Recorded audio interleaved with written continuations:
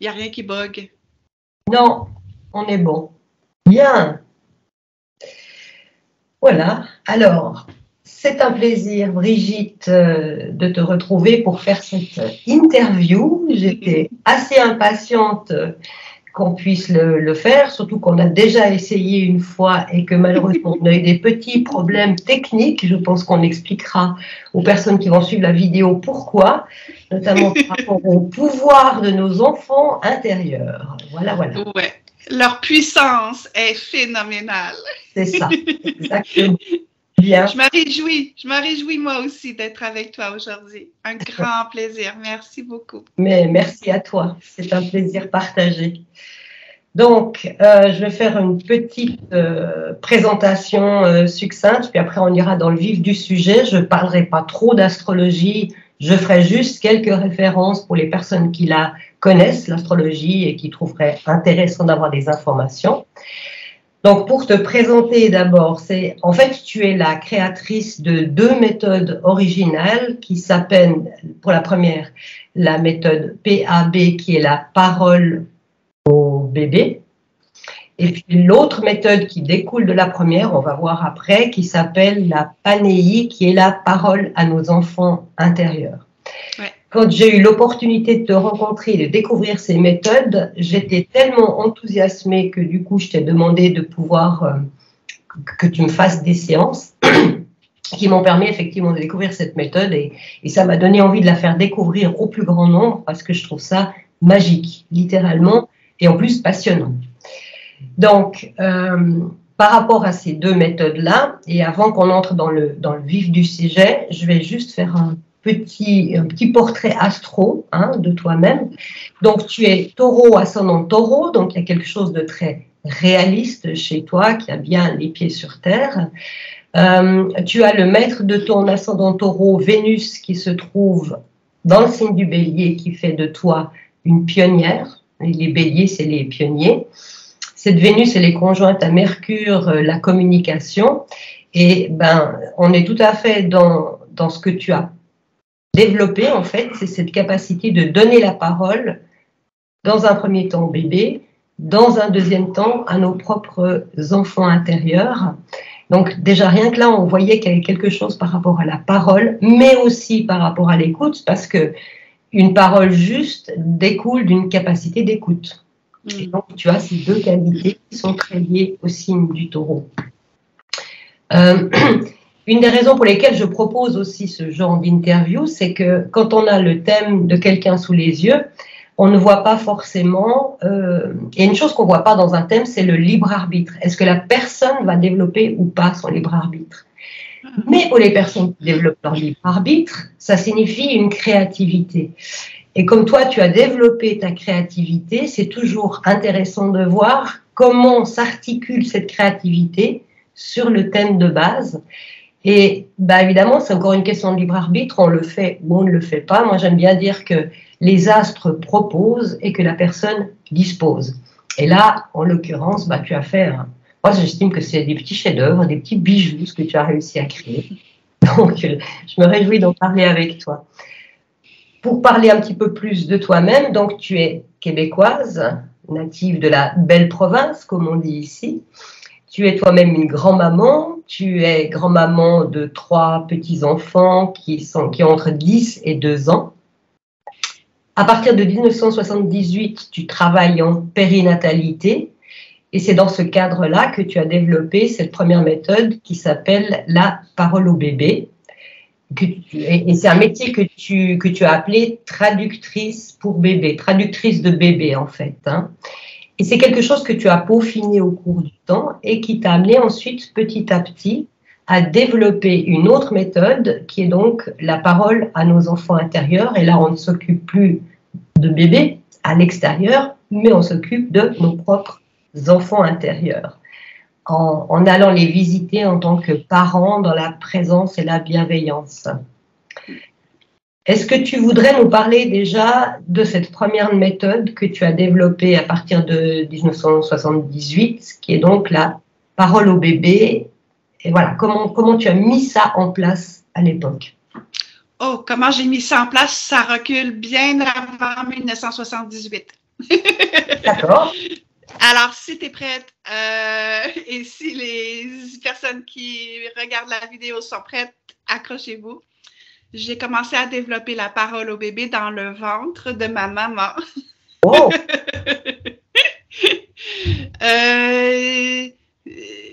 Comment dire ça? C'est d'une façon courte.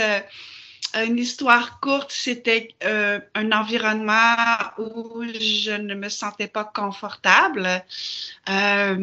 Et à un moment donné, je me suis dit, OK, parce que je suis là maintenant sur la Terre, je ne veux plus qu'un seul bébé sur la Terre vive ce que je suis en train de vivre maintenant. Et j'ai pris une décision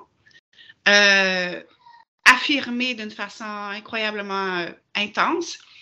Et dès le début de ma vie, je m'y suis attelée. Quand j'étais adulte, suffisamment outillée pour faire quelque chose de ma vie, entre guillemets, donc dès 78, je me suis mis à travailler avec des bébés de différentes façons. Et tranquillement, à l'insu, je dirais, de certaines parties de ma personnalité, je me suis outillée de plus en plus, mais toujours avec, dans le fond de ma conscience, le but, c'était d'avoir un effet sur tous les bébés de la Terre. Et c'était gros. Je ne savais pas que c'était gros parce que c'était un objectif qui était à ce moment-là inconscient. Mais il y a une partie ou plusieurs qui étaient quand même en train de travailler dans le sous-sol, je dirais, en vue de m'outiller pour réussir cet objectif-là, atteindre cet objectif-là. Et un jour, par différents sentiers, je suis arrivée au test musculaire, donc la kinésiologie qu'on appelle chez nous la kinésiologie appliquée.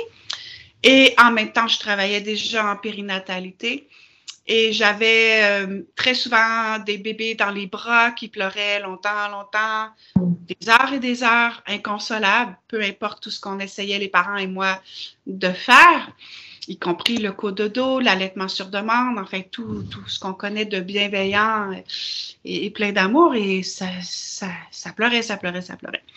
Et à un moment donné, j'ai demandé au ciel, entre guillemets, envoyez-moi n'importe quoi, je veux réussir à ce que les bébés arrêtent de pleurer. Et le ciel, entre guillemets, m'a entendu, mais à moitié. À moitié. La première moitié, il a dit, oui, OK, j'entends ta demande, je t'envoie le test musculaire, je t'envoie la kinésiologie appliquée. Et j'ai suivi une formation, en fait, plusieurs formations de kinésiologie au Québec et j'ai appris le test musculaire que immédiatement j'ai appliqué sur des mamans parce que je travaillais à ce moment-là avec des mamans et leurs bébés, pas de papa. Et en travaillant avec une première femme enceinte, en travaillant avec une première maman pendant qu'elle allaitait, je pratiquais le test musculaire sur le bras de la maman. Et ce à quoi je me connectais à l'époque, qui est différent aujourd'hui, ce à quoi je me connectais à l'époque m'a répondu le symptôme présent chez la maman, origine de son bébé. Et c'est arrivé une fois chez une maman qui allaitait, qui avait un bébé né, et c'est arrivé aussi chez une maman qui était enceinte. Et les deux fois, je me suis dit, ah ouais, par le test musculaire pratiqué sur la maman, je peux poser des questions au sujet du bébé. Et ce à quoi je me connectais à l'époque a répondu oui. Et à mon insu, à ce moment-là, a démarré la parole au bébé. Pour que finalement, en l'an 2000, en janvier 2000, ça fait 23 ans maintenant, est née en fait la parole au bébé. Et en me visionnant, parce que je me filmais, je m'enregistrais, j'ai pris conscience de la manière dont je travaillais d'une façon intuitive, je dirais. Empirique. Empirique. J'ai découvert les étapes que j'utilisais. Je les ai peaufinées, je les ai encadrées encore plus, je les ai structurées. Et finalement, oui, je suis arrivée avec un protocole qui fonctionne bien. Et depuis 2009, j'enseigne, donc je forme aussi maintenant des traductrices en parole au bébé.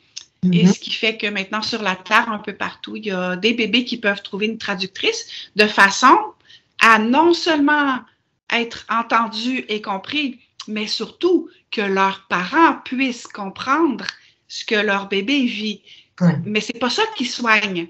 Ce qui amène la paix chez un bébé, peu importe son âge, et qu'il soit né ou non, c'est pas qu'on comprenne ce qu'il vit, c'est qu'on accueille en conscience ce qu'il vit.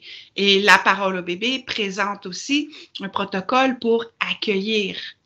Donc, une parole au bébé, c'est aussi une parole à nos enfants intérieurs, c'est-à-dire on accueille ce qui est là, peu importe où, peu importe qui.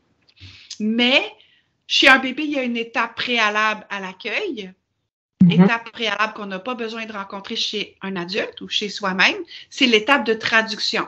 Donc, une parole au bébé, c'est une parole à nos enfants intérieurs, mais avec une étape de traduction de façon à ce que les parents puissent savoir ce qu'ils doivent accueillir chez leur bébé. Et j'enseigne aussi comment on accueille et quelle part de nous et quelle part des parents vont accueillir ce qui est présent chez leur bébé. C'est un processus d'initiation pour les parents eux-mêmes. Oui. Et ce qui est très amusant par rapport à ton thème, tu as d'une part, entre autres, Mars en maison 3, Mars c'est le muscle. Donc, utiliser la kinésiologie, le test musculaire pour obtenir des réponses, puisqu'évidemment, un bébé ne peut pas nous répondre comme ça.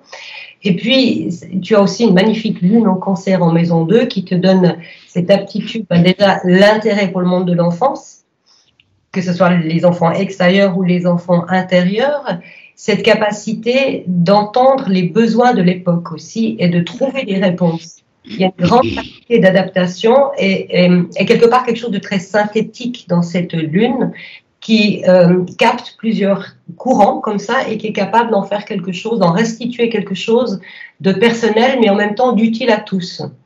Donc, oui, je trouve ça très intéressant. Tu dis que j'ai capté quelque chose parce que en même temps que moi, je mettais au jour la parole au bébé, il y a un couple en Belgique, Hélène Gérin et Frédéric Laloux, eux mettaient au jour aussi ce qu'ils ont appelé la COCO, la communication connectée, qui permet également à des parents d'être au courant de ce que vit leur enfant. Eux, c'est un peu différent, c'est en auto-testing, mais c'est aussi avec un muscle. Mais c'est le même objectif. On a des approches tout à fait complémentaires. Et peut-être qu'aussi ailleurs sur la planète, dont j'ai pas entendu parler, il y a d'autres personnes aussi qui ont attrapé quelque chose dans l'air pour répondre justement aux âmes des nouveaux êtres qui arrivent sur la Terre et qui disent, moi, quand j'arrive sur la Terre, c'est un besoin essentiel d'être entendu, écouté, compris et accueilli, de façon à faciliter mon début de séjour sur la Terre. Oui. C'est amusant par rapport à ça parce que tu vois, dans ton thème, on a un nœud sud qui représente les vies antérieures en poisson et tu as un nœud nord en maison 5 dans le signe de la Vierge. C'est l'axe des ponts. Et ton nom, Brigitte, signifie celle qui crée des ponts. Donc, oui, en anglais, hein, bridge. C'est ça, bridge. Oui. Donc, tu as trouvé un moyen de relier les bébés à leurs parents, certainement les parents, leurs propres enfants intérieurs. La maison 5, c'est la maison de la créativité des enfants biologiques intérieurs ou de la créativité. Donc, on voit qu'il y a tout cet élan. Et puis, un nœud sud en poisson, il y a ce côté, on n'est pas très à l'aise avec l'incarnation, il y a souvent des vies antérieures passées dans la réclusion, dans la souffrance, on est très empathique, on ressent la souffrance des autres, et cette détermination chez toi, plus jamais je veux entendre un enfant qui pleure, c'est tout à fait cet axe de nœud lunaire, justement, que je vais créer des ponts pour qu'on puisse entendre et accueillir la souffrance pour l'apaiser finalement, parce que quand on accueille, il se passe quelque chose de l'ordre de la guérison.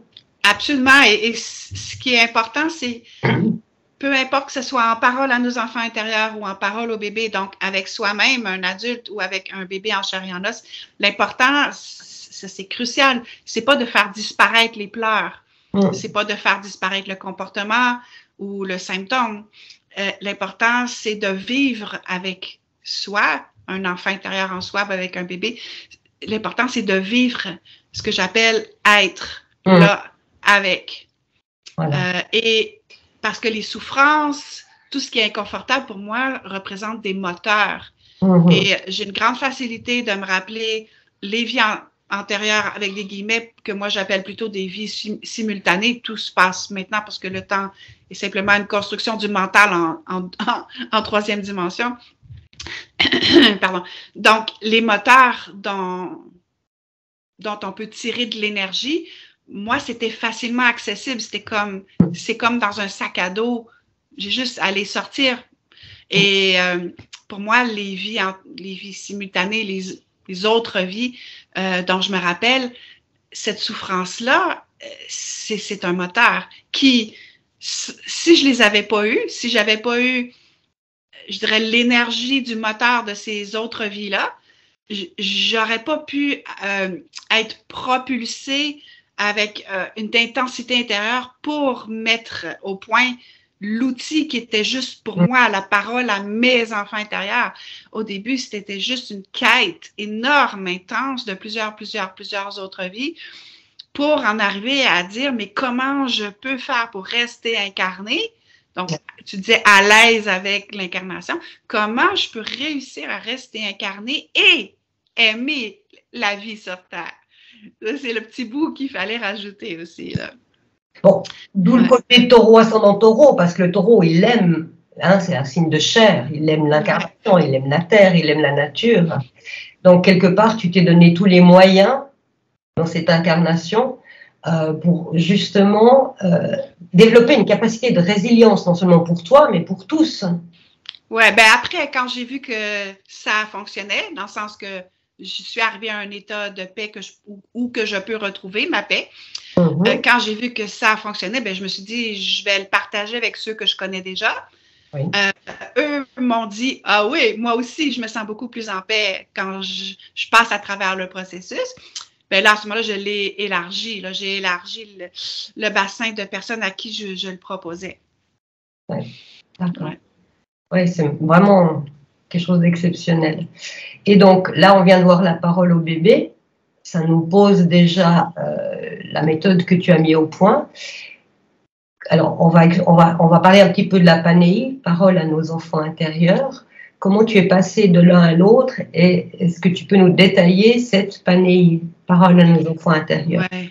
Effectivement, ça a commencé par la parole au bébé parce que c'était directement relié à mon vécu prénatal avec cette décision que j'avais prise parce que maintenant, je suis sur la Terre. Dorénavant, il n'y aura plus un seul bébé qui va pleurer.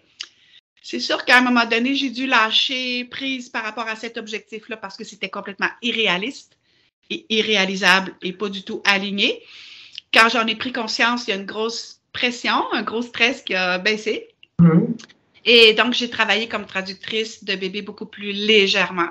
Et à un moment donné, j'ai simplement constaté qu'il y avait assez de traductrices sur la Terre pour que je puisse passer à autre chose. C'était pas une décision mentale, ça s'imposait tout simplement en moi. Je suis rendue ailleurs. Je continue à former avec un énorme plaisir des traductrices en parole au bébé. Ça prend une énorme place dans mon cœur et dans mon agenda. Mais il y avait un appel à vivre autre chose et tout simplement s'est présenté la parole à mon bébé intérieur. Puis à force de me tourner vers lui, je le faisais déjà, mais d'une façon plus structurée, je me suis aperçue qu'il n'y avait pas un bébé intérieur et qu'il n'y avait pas juste un bébé, il y en avait plusieurs et de différents âges, donc des bébés, même des enfants pas nés, des enfants prénatales, des enfants plus vieux et même des adultes et des personnes plus âgées que moi, je ne suis actuellement. J'ai donné la parole à une partie de ma personnalité qui avait dans les 90 ans. D'accord. Et donc, je n'ai pas choisi à un moment donné de passer à autre chose. Ça s'est imposé en douceur quand même, mais tout naturellement à moi et j'ai répondu à ce qui appelait. On peut dire de certaine manière qu'à force d'écouter des bébés à l'extérieur, on peut dire ça comme ça a développé cette écoute à l'intérieur de toi, simultanément. Enfin, petit à petit, ça s'est construit. Ben, je dirais que l'écoute de ce qui était en moi était là bien, bien, bien avant la parole au bébé parce que j'étais toute petite enfant et j'avais plein d'amis en moi avec qui j'avais des discussions, des conversations. Je suis enfant unique et pour différentes raisons, j'étais seule physiquement aussi. Donc, j'avais beaucoup de temps que je passais avec moi-même. Donc, beaucoup de temps à l'intérieur de moi aussi. Donc, la parole à mes enfants intérieurs, je ne l'appelais pas comme ça, évidemment, à l'époque, mais à 3 ans, 4 ans, 5 ans, c'était déjà là. C'était pas un protocole, il n'y avait pas de processus, évidemment, mais j'avais plein de personnes avec qui je pouvais communiquer ou qui, eux, communiquaient avec moi tout le temps, régulièrement. Ouais. C'est très bien, ça te donne l'opportunité de rebondir par rapport à ton thème.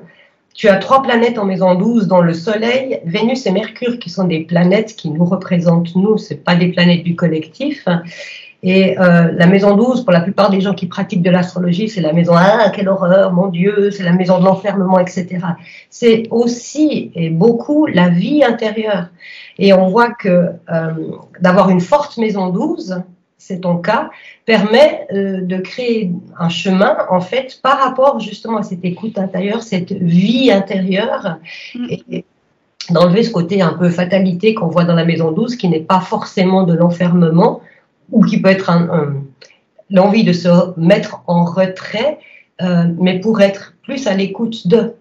Et le fait d'être une enfant unique, ça t'a permis, très jeune, toute petite, de développer ça. Enfin, tous les enfants ont plus ou moins des amis imaginaires, entre guillemets, enfin qu'on dit imaginaires, mais c'est quelque chose que tu as cultivé, qui s'est développé au fur et à mesure de ta vie et finalement qui t'a permis d'en faire une méthode.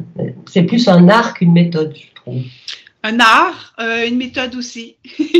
Voilà. Parce qu'il y a un protocole, il y a des étapes, 1, 2, 3, etc. Là. Et pour rebondir par rapport à ça, et toujours par rapport à cette maison 12, la maison 12, c'est aussi en lien avec ce que tu appelles et que tu pratiques la médecine de la baleine. La capacité de plonger profondément en soi et d'aller voir au-delà des apparences, d'être en contact avec ce qu'il y a de plus intime, de plus même caché de soi-même. Et en plus, la maison 12 peut bien représenter l'océan, la baleine, des choses comme ça. Donc, on voit qu'une maison 12 très forte peut donner des personnes qui ont une vie intérieure extrêmement riche et qui offrent quelque chose au collectif. Donc, c'est... Oui, mais le thème de l'enfermement est très présent aussi, dans le sens où, dans cette quête sur plusieurs vies, d'en arriver à comment je vais réussir à rester incarné dans un corps humain et y prendre plaisir, j'ai mis en place dans d'autres vies des solutions. J'en ai testé de toutes sortes, des solutions pour rester incarné dans un corps, parce que c'était... pendant très longtemps, j'ai mis fin à des incarnations plus rapidement. C'était la personnalité qui le décidait et non l'âme. Aujourd'hui, on mettrait le mot suicide. Donc, j'ai beaucoup, beaucoup de mémoire de suicide. Et à un moment donné, j'ai dit, OK, comment on fait pour rester dans l'aventure? Et j'ai mis en place, par exemple, une vie dont je me rappelle, une vie en tant que prisonnier. J'étais derrière les barreaux. Et j'avais aucun moyen de me suicider. Donc, j'avais mis en place des barreaux, des solutions pour rester incarné. Une autre vie, c'était en tant que supposée malade mentale, donc enfermée aussi, où j'avais absolument pas la possibilité de me tuer. J'ai aussi la solution de m'incarner dans un corps tellement difforme, tellement handicapé, que c'était absolument encore là, impossible de me tuer. Mais il manquait l'élément aimer ça, être incarné. Et aimer ça fait partie de la solution pour rester incarné. Alors, comment on fait pour rester incarné? La réponse ou une partie de la réponse, c'est être là avec, faire face et accepter ce qui est là, tout ce qui est là, à l'extérieur et à l'intérieur. Et comment on aime ça, être là avec, faire face, bien, c'est là la panéie. C'est faire face à nos émotions en trouvant ça confortable. Comment on le fait? En se désidentifiant de la souffrance. Quand on en arrive à vraiment vivre, ce n'est pas moi qui souffre, mais ça souffre en moi. Une partie de ma personnalité trouve inconfortable ce qui se passe dans ma tête, ce que j'entends, ou un scénario que je vois dans ma tête, ou une sensation physique, ou un ressenti, une émotion. Quand j'arrive à pouvoir prendre de la distance par rapport à ceux qui souffrent à l'intérieur, alors ça peut devenir juste « c'est ». Cela est. Et il n'y a plus « ça fait mal ». Non. Cela est. Et l'acceptation, à ce moment-là, se présente automatiquement. Et l'acceptation est facilitée grâce à l'accueil qui fait partie du protocole. Comment on accueille, mais surtout, dans quel état on se met pour accueillir ce qui est. Oui, qui demande. C'est ce que j'enseigne. Voilà, un état de conscience et de présence à soi. Ouais. C'est quelque chose dont on entend de plus en plus parler à l'heure actuelle. Oui. J'ai rien inventé, hein. J'ai, encore là, on va reprendre ce que tu as dit tantôt, j'ai capté quelque chose qui était là, dans l'air, que plein d'autres personnes en même temps, en ce moment, captent et présentent comme approche, comme lecture, peu importe. J'ai rien inventé. Accepter, c'est un principe que les bouddhistes prônent et prêchent depuis des milliers d'années. Accepter. Accueille ce que tu vis. C'est quelque chose qu'on entend depuis le début du nouvel âge.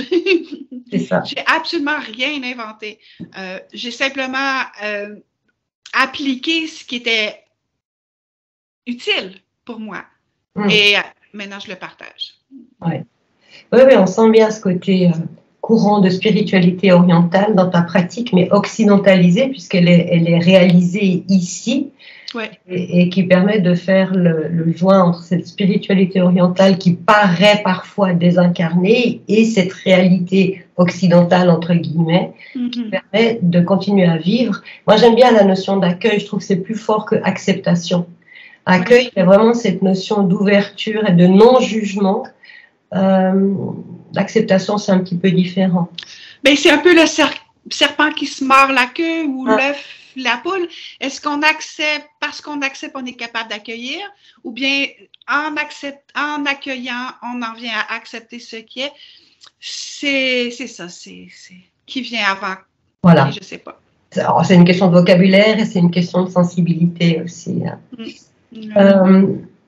Par rapport à la... Je vais juste revenir 2 secondes sur la parole au bébé. Tu parlais à un moment donné de la capacité d'accompagner un bébé déjà avant la conception, déjà au moment de la préconception. Oui, on n'en a pas parlé, mais ça me fait plaisir d'en parler. En fait, j'ai parlé de l'enfant avant sa naissance, mais on peut reculer dans le sens où des parents vont se présenter dans 2 cas de figure. La première situation, c'est qu'ils n'ont jamais réussi à concevoir un bébé. La future maman ou la potentielle maman n'a jamais été enceinte, peu importe avec qui. Par contre, les tests qu'elle a passés révèlent que tout, entre guillemets, va bien, du moins sur le plan physique ou de la biologie. Le médecin dit, il n'y a pas de problème, madame, vous pouvez tomber enceinte. Allez-y. On leur donne des conseils du genre, arrêtez de vouloir tant que ça un bébé, puis ça va se faire tout seul. Peu importe, ça ne se fait pas. Alors, le couple vient me rencontrer de façon à ce que je puisse les aider à comprendre et surtout à accueillir. Mais qu'est-ce qui est là? Physiquement, les 2 adultes peuvent concevoir, mais pourquoi ça ne se fait pas? Le second cas de figure, c'est que les parents ont déjà conçu 1 ou 2 ou plus bébés, mais il n'est pas resté. À ce moment-là, il y a fausse couche. Alors, ça, c'est les 2 cas où, à ce moment-là, en me connectant à la sagesse va nous donner l'information. Mais pour quelle raison il n'y a pas une conception qui se prolonge dans le temps jusqu'à une naissance et à un bébé vivant? Et là, il y a tellement de choses qui se présentent. La raison, ça peut être du côté du papa potentiel, du côté de la maman potentielle, du couple ou aussi de l'âme du bébé. Parfois, c'est tout simple. Entre ces trois personnes-là, ce monsieur-là, cette dame-là et l'âme d'un bébé, ben, il n'y a pas d'entente. Ah. Il n'y a pas d'équipe. Et pour qu'un bébé soit conçu, ça prend les trois oui. Hein? Le oui du futur papa, future maman et du futur bébé, s'il y a. S'il n'y a pas une entente de ces trois oui-là en équipe, il n'y aura pas un bébé vivant au bout d'une gestation. Alors, ça peut être du côté de la maman. Par exemple, en Panéie, à ce moment-là, la maman va rencontrer un de ses enfants intérieurs qui va dire « Oui, j'ai très, très, très envie de cette maternité-là. » Mais cet enfant donne la main à un autre enfant qui dit « Ouais, mais tu sais, maman égale responsabilité. Et une responsabilité, c'est très, très, très, très lourd. Et j'ai pas envie d'installer cette lourdeur-là dans ma vie. » Et c'est cet enfant-là, entre guillemets, qui gagne. C'est deux enfants intérieurs qui ne rentrent pas du tout dans la même direction. Donc, il y a stagnation. Et celui pour qui c'est plus inconfortable, entre guillemets, gagne. Donc, pas de conception. Ça peut être du côté du papa, ça peut être du côté de l'âme du bébé. Et ensuite, qu'est-ce qu'on fait avec ça? Et là, c'est du cas par cas. Mais la solution, c'est toujours d'abord et en premier lieu une étape plus yin, une étape plus maternelle, l'accueil. Un accueil conscient parce qu'on est au courant de ce qu'on a à accueillir, de ce qui est en train de se jouer, ce qui est là. C'est comme, en fait, cet accueil, c'est comme un espace dans lequel on permet que les choses se produisent ou pas. Oui, aussi. Donc, ça, c'est l'acceptation. Après l'accueil, je comprends ce qui se passe, j'accepte. J'accepte que peu importe. D'accord. Ouais. Au niveau purement pratique, là je reviens à la Panéie, la parole à nos enfants intérieurs. En parenthèse, on vient de voir à quel point ils sont puissants. Oui. Tout à l'heure, on a essayé de se connecter, on a eu plein de petits soucis techniques parce qu'il y a des enfants qui n'ont pas forcément envie de cette interview. Oui. Donc, on a dû ramer. On avait déjà fait une première interview et ça n'a pas marché non plus. Donc, on se rend compte qu'au niveau énergétique, ils sont quand même puissants. Hein. Ils tirent les ficelles de notre vie quotidienne. C'est ça. On n'est pas libre tant que ce sont nos enfants intérieurs qui décident. À partir du moment où on les accueille en conscience, avec bienveillance, mais à partir d'un état que j'appelle l'état de présence, on est leurs parents. Donc, ce n'est pas des enfants qui s'accueillent les uns les autres. Il y a un adulte, il y a un parent qui, lui, joue ce rôle d'accueillant. À partir du moment où on les accueille, ben là, ça change tout. La personnalité, à ce moment-là, va être, je dirais, habitée de plus en plus souvent, de plus en plus longtemps par le soi, qui est, je dirais, plus haut, entre guillemets. Il n'y a pas de haut et de bas, mais que l'âme. On est déjà habité par notre âme, mais là, on va être aussi habité peut-être par une énergie peut-être christique. Est-ce que c'est un mot qu'on pourrait utiliser? Oui. Le soi, en tout cas, il y a tellement de mots et c'est pas important, les mots, mais on devient, je dirais, plus le véhicule pour manifester sur Terre des choses qui viennent de plus haut, entre guillemets. C'est pas facile de trouver un vocabulaire pour parler de ça. Non, une partie de moi trouve pas facile de... Voilà, j'entends. C'est des sujets qui sont tellement vastes et qui dépassent tellement une part de nous que c'est difficile, même si ça nous est familier intérieurement, c'est difficile de trouver les mots.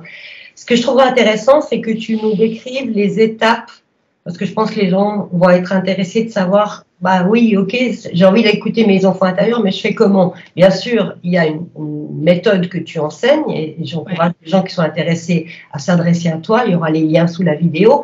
Mais est-ce que tu peux nous donner les phases successives quand on va faire une visite à ces enfants intérieurs? Oui. Grosso modo, ça peut être expliqué d'une façon extrêmement simple parce que rentrer à la maison, rentrer en soi, c'est simple. Il y a peut-être des enfants intérieurs qui disent « Ah, c'est compliqué, j'y arriverai jamais ». Mais c'est pas la réalité. C'est l'opinion de petits enfants qui habitent dans ma tête qui disent ça. Mais concrètement, c'est extrêmement simple. D'abord, on se met en état de présence. Ça, c'est le geste de l'état de présence. La main est ouverte, accueillante, et elle est reculée à l'épaule. Reculer, ça veut dire je prends de la distance par rapport à la souffrance, par exemple. J'ai peur de je sais pas quoi. Mais non, c'est pas moi qui a peur et c'est pas tout moi. En moi, ça a peur. Et donc, quand je m'étais en état d'accueil, je suis ouverte à accueillir, mais avec distanciation. Donc, neutralité et sans souffrir. Être là avec, oui, mais sans trouver ça inconfortable. Grâce à cette position de parent. Donc, ça, c'est la première étape la plus importante, c'est d'être en état de présence. Donc, neutre, pas identifié à ce qui est inconfortable à l'intérieur. Ça peut prendre quelques instants à installer quand on a l'expérience ou la pratique. Et puis, quand on est tout nouveau dans le fait de prendre contact, il y a une partie de moi qui peut être neutre, non identifiée, qui peut prendre du recul, qui est un état de présence, un état de conscience, ben on l'apprend doucement. Puis ça peut être un petit peu plus long, mais aussi long que tout ce qu'on fait comme apprentissage dans la vie. Fait que ça, c'est la première étape. Donc, se mettre en état de présence. Après ça, on rentre à la maison. On rentre en soi, mais dans cet état de présence. Et on va se rendre jusqu'à un endroit dans la maison que moi, j'appelle le salon, qui est le seul endroit où le parent va accueillir ses enfants. Parce que pour moi, la notion de confidentialité et de liberté est extrêmement importante. On ne va pas aller chercher un des enfants dans la maison par le cou pour lui dire « Hey, viens me rencontrer, je veux te parler ». Oh, c'est pas du tout ça. Il y a chez le parent, il y a une qualité de respect, de bienveillance extrêmement importante. C'est cher à mon cœur, la bienveillance. Et donc, le parent se présente au salon, qui est un espace dans la maison. Et les enfants sont tout à fait libres de venir rencontrer le parent ou non. Et à ce moment-là, quand un enfant est là, on le reconnaît de 4 manières différentes. Il y a 4 modes de perception de nos enfants intérieurs. C'est tout simple. Tout le monde le vit déjà. C'est qu'est-ce que je vois dans ma tête? Habituellement, on s'aperçoit qu'on voit quelque chose dans la tête quand c'est un scénario catastrophe. Par exemple, je suis au coin d'une rue, une amie et moi, nous nous sommes donné rendez-vous pour aller, je sais pas, faire une promenade. Et là, ça fait une demi-heure que je l'attends et elle ne se présente pas. Alors, dans ma tête, il y a des images, il y a des films. Elle s'est fait écraser, elle m'a oublié, et tous les scénarios catastrophes. Donc, il y a des choses qui se passent dans ma tête. Ça, c'est la manifestation de l'un de mes enfants intérieurs. C'est pas moi qui vois. Ce n'est pas non plus réel. C'est ce qui est vrai pour une partie de ma personnalité. Ensuite, il y a ce que j'entends dans ma tête. Alors, mettons le même exemple, je suis sur le coin d'une rue, l'ami qui me rejoint est en retard, et là, dans ma tête, j'entends elle t'a oublié. Et là, ça génère un ressenti, ça génère un sentiment, ça génère une émotion. Et ça, c'est un 3e mode de perception de nos enfants intérieurs, c'est ce qu'on ressent, nos sentiments, nos émotions. Et le 4e mode de perception de nos enfants intérieurs, comment on sait qu'un enfant est là? Ben, on a une sensation physique. Je me cogne, je sais pas moi, le gros orteil sur le pied de mon lit. C'est pas moi qui a mal. Moi, c'est le soi. Moi n'a jamais mal, n'a jamais eu mal d'aucune façon et n'aura jamais mal d'aucune façon. Quand je suis incarnée dans un corps physique, quand mon corps s'habille d'une forme matérielle, c'est pas moi. Je prends l'exemple, par exemple, de Gérard Depardieu.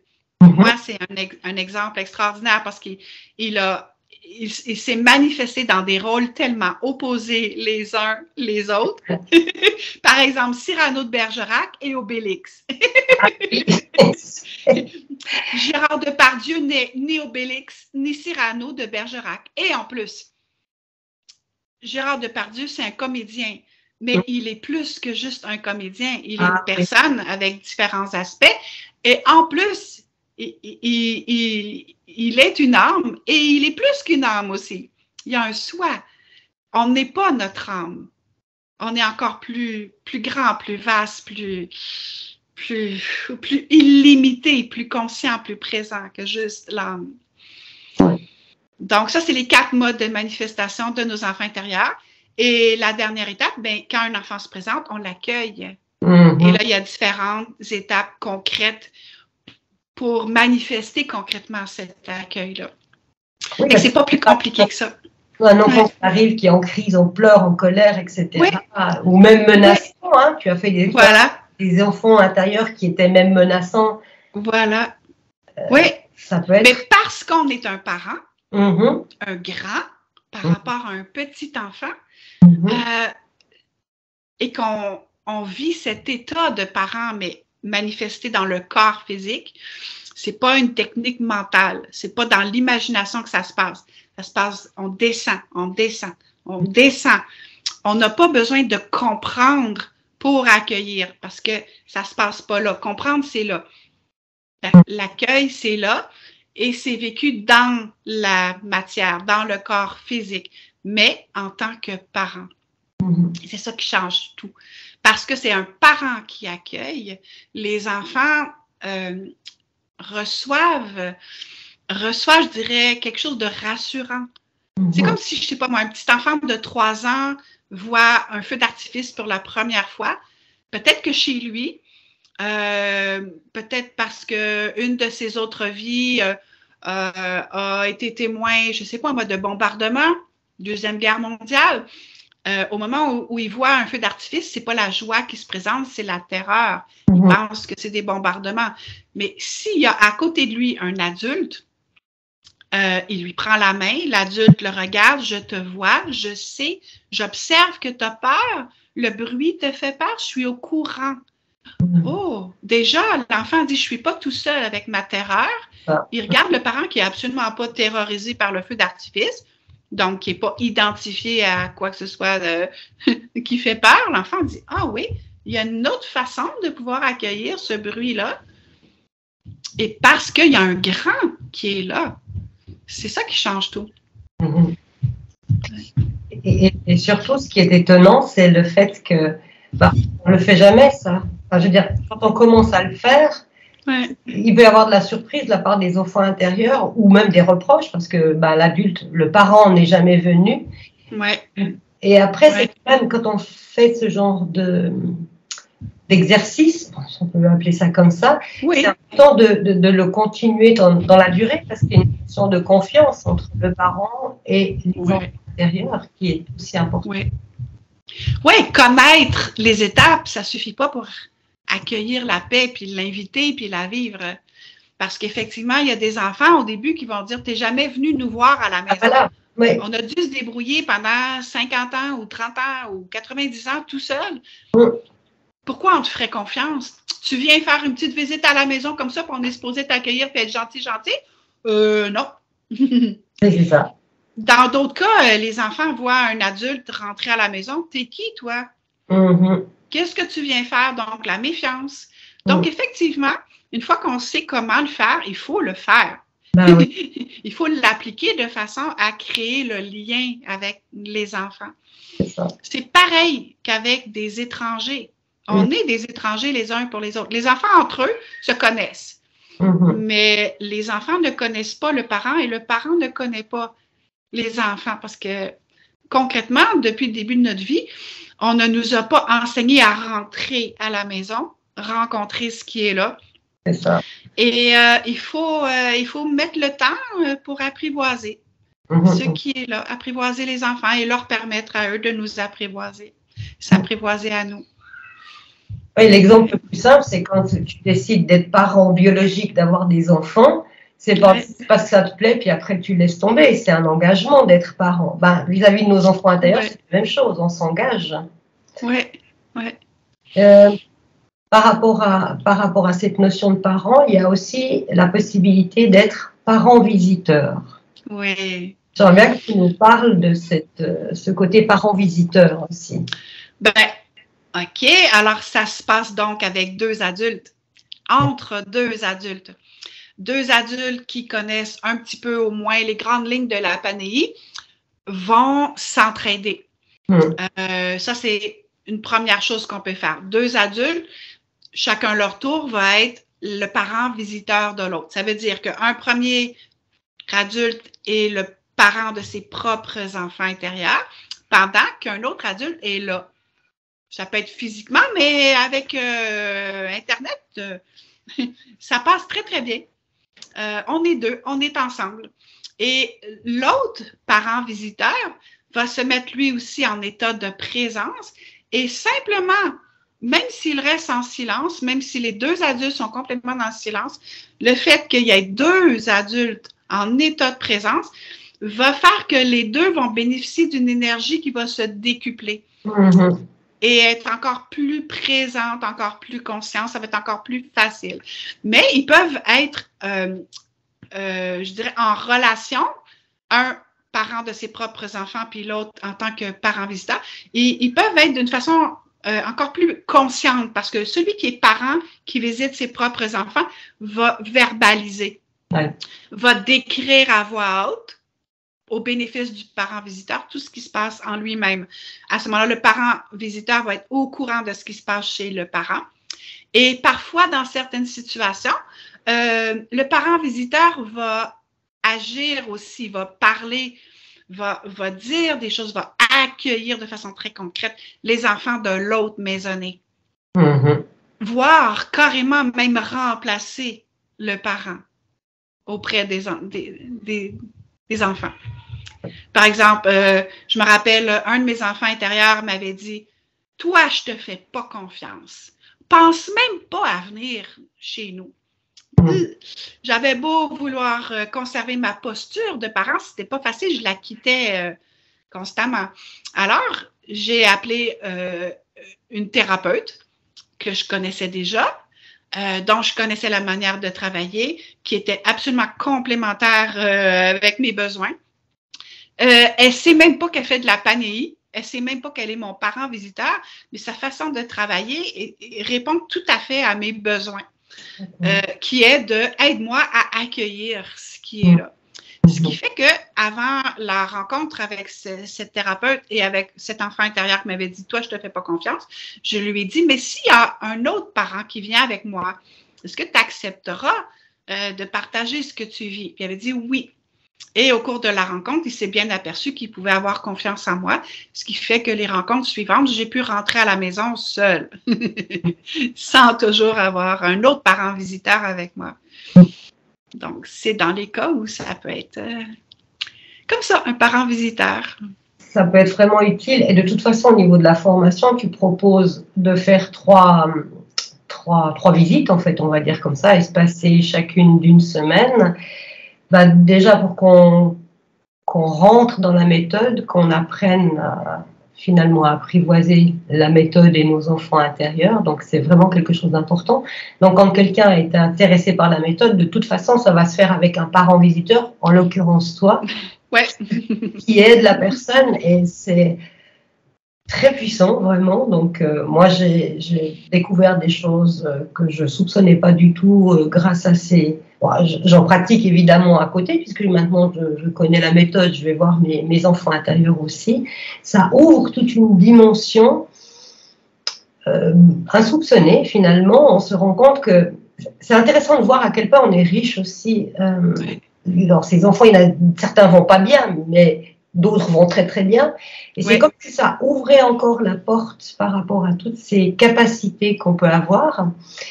Et pour rebondir par rapport à ça, moi, je me disais, je crois qu'on en avait parlé une fois, est-ce que tu conseillerais cette méthode à un adolescent, sachant que la période d'adolescence, c'est vraiment pas évident, mais qu'il n'est encore pas vraiment lui-même un adulte? Est-ce que tu conseillerais cette méthode et dans quelles conditions? Absolument, je la conseillerais, mais justement, il y a une condition. C'est qu'à ce moment-là, il y a au moins un des deux parents qui suivent le cours en même temps ou avant. Alors, soit qu'un des deux parents ou les deux parents suivent le cours, c'est-à-dire 3 rencontres de 1h30 espacées sur 3 semaines avec moi, et à ce moment-là, maîtrisent eux-mêmes les différentes étapes du protocole. Et quand l'ado suit avec moi le cours, par la suite, les deux parents ou l'un des deux parents peut jouer le rôle du parent visiteur, ce qui fait que l'ado ne rentrera pas seul en tant que parent à la maison. Il va y avoir un parent visiteur en tant qu'un vrai parent. Ou bien, les 3 vont suivre le cours en même temps, les 2 parents et l'ado, ou au moins un des 2 parents, père ou mère, ça ne fait pas de différence avec l'ado. Ce qui fait que tous sont au courant des différentes étapes du protocole. Tout le monde a lu le manuel qui vient avec le cours. Et à ce moment-là, ça devient, je dirais, un processus de croissance en famille. Parce qu'en famille, ça n'existe pas un membre qui souffre tout seul, séparé des autres. Alors, quand c'est notre enfant qui souffre, de pouvoir accueillir ce qu'il vit en conscience et non identifié. C'est-à-dire que mes propres enfants ne réagissent pas au fait que les enfants intérieurs de mon enfant vivent telle ou telle chose, c'est beaucoup plus facile. Donc, c'est la condition. Un enfant peut visiter ses propres enfants intérieurs à partir de 6-7 ans à peu près, mais pas tout seul, avec ses parents ou l'un des deux parents. Alors, le processus commence par les parents eux-mêmes et ensuite, ça se fait en famille, ensemble. Oui, alors ça, c'est quelque chose que j'ai vécu avec grand bonheur et avec de magnifiques résultats. Oui, c'est vraiment une méthode extraordinaire et par rapport à ça, le fait, moi je parle beaucoup d'observation, chacun sa méthode, mais se former à cette méthode permet aussi de faire ce que tu appelles toi des PANEI express ou rapides, je sais plus comment tu les appelles, c'est-à-dire qu'on n'est pas obligé de prendre, parce qu'en principe ça dure 1h30 une PANEI, mais on peut, principe quand on l'apprend en tout cas, je parle de cette phase d'apprentissage, mais en fait, ça peut se faire en quelques secondes même, quand on a pris cette habitude-là, et voilà, à chaque instant, cette capacité d'être là avec, d'être en présence, et ça ne se voit pas. Si tu veux, non, on peut être en plein dîner de famille, les fêtes de Noël, il y a 16 personnes à table, et là, il y a des... Par exemple, j'entends un peu plus loin à table une conversation qui va réveiller une partie de ma personnalité. Soudainement, c'est pas confortable. Ça parle dans ma tête. Ou j'ai des images, des souvenirs, des choses comme ça. Puis là, je suis pas bien. Alors, je me fais une mini PANEI ou une PANEI express ou une PANEI instantanée, peu importe comment ça s'appelle. À ce moment-là, je vais pas tenir compte de tout le protocole. Je vais directement sauter à l'étape de l'accueil et je vais accueillir cette partie qui a été interpellée en moi. Et le résultat, c'est que ça va me permettre de continuer l'activité, que ça soit me remettre à dormir la nuit ou manger avec plaisir durant le dîner de famille. Et cet enfant-là aura été accueilli et donc est plus calme et me permet de continuer à avoir du plaisir à rester là en famille. Ou si c'est au milieu de la nuit, j'ai été réveillée par un de mes enfants intérieurs, je l'accueille brièvement, c'est court, une mini PANEI, et je peux me rendormir rapidement. Surtout, ce qu'il y a d'extraordinaire avec cette méthode, c'est que parfois on peut avoir des périodes où on n'est pas bien, mais quand on ne connaît pas la méthode, on va tourner avec ce pas bien sous la coupe de certains enfants intérieurs, alors que avec cette méthode, tout de suite on peut aller les accueillir, les entendre, les écouter et ce processus justement de se désidentifier, c'est vraiment quelque chose qui me semble capital pour apprendre à ce que c'est que d'être vraiment un parent. Pour moi, le parent, c'est le je, mais après, c'est une question de vocabulaire, donc de conscience, désidentifier. Donc, ça me semble vraiment une méthode facile à comprendre, facile à expérimenter et qui donne qui nous permet d'être alignés avec nous-mêmes et en paix avec nous-mêmes. Oui, désidentifier dans le sens tout simple où je me dis et j'arrête de vivre, c'est moi qui souffre. Parce que je ne suis pas ce qui souffre. Je ne suis pas identifiée à cette forme-là. C'est comme Gérard Depardieu, il sait très bien qu'il n'est pas Obélix. C'est tout simplement ça que ça veut dire. Ça ne veut pas dire que Gérard Depardieu ou Obélix vont arrêter de ressentir. Non. Être désidentifié, ça ne veut pas dire devenir un robot, cesser de ressentir des émotions. Ça veut juste dire, si c'est inconfortable, je me rappelle que ça souffre en moi et je l'accueille, mais à partir d'une posture qui a de la distance. Et donc une posture neutre, accueillante, bienveillante. C'est ça. On n'arrête pas de vivre des émotions en pratiquant la panille. Non, mais je pense que justement, on peut les déguster au lieu de les subir. Exactement. Donc, tout à fait. Voilà. Et donc, ça nous enrichit. Et déguster, même celles qui, pour une partie de la personnalité, peuvent être ressenties comme inconfortables. Oui. Déguster toute la gamme des émotions. Et non pas, j'accepte celles qui sont confortables et je rejette celles qui sont inconfortables. Non, j'accepte toute la gamme des émotions terriennes, humaines. C'est ça. Parce que c'est ça que j'ai décidé de vivre en ce moment. Je suis dans un corps humain. Je suis sur la Terre. Et je vais vivre tout ça.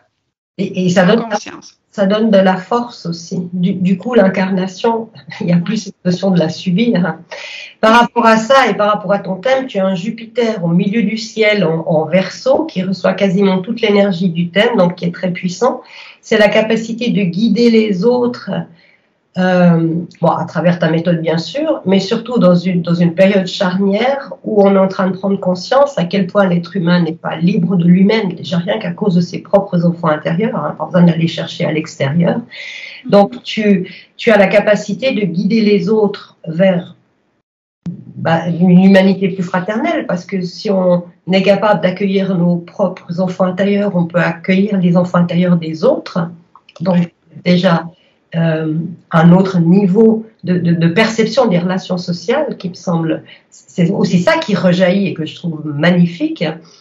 Et puis ça m'évoque aussi cette notion de joie. Jupiter, c'est la joie. Il y a une notion de paix aussi, qui sont en fait les conditions naturelles de notre individualité, je, parent, peu importe comment on l'appelle, mais qu'on perd et qu'on doit retrouver, parce que c'est pas qu'on doit la trouver, on doit la retrouver comme tu le dis toi-même, parce qu'on perd joie et cette paix, mais probablement à cause des conditions d'incarnation. Je pense que tu l'expliques comme ça aussi, puisqu'on s'identifie à la souffrance, etc.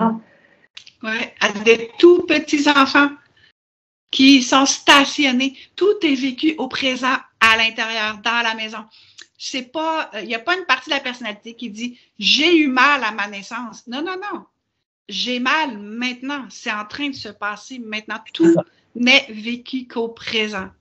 Et donc, si on accueille au présent, ce que de tout petits enfants, bébés ont vécu quand moi j'avais cet âge, mais qui est vécu au présent, ressenti à l'intérieur, au présent, à ce moment-là, on peut changer le passé. Parce qu'en fait, rien n'est vécu sur le mode passé, tout est vécu sur le mode présent. Ce qui fait que si on accueille au présent ce qui est ressenti ou vu, entendu, senti au présent, on redevient libre, on retrouve la paix intérieure, la sérénité, la béatitude, l'espèce de joie profonde sans raison, qui sont des qualités de notre être profond, qui sont les qualités de notre essence, l'être qu'on est vraiment, là. C'est extrêmement puissant. Enfin, c'est notre pouvoir. Enfin, ça touche à une notion de pouvoir dans le sens spirituel. Oui.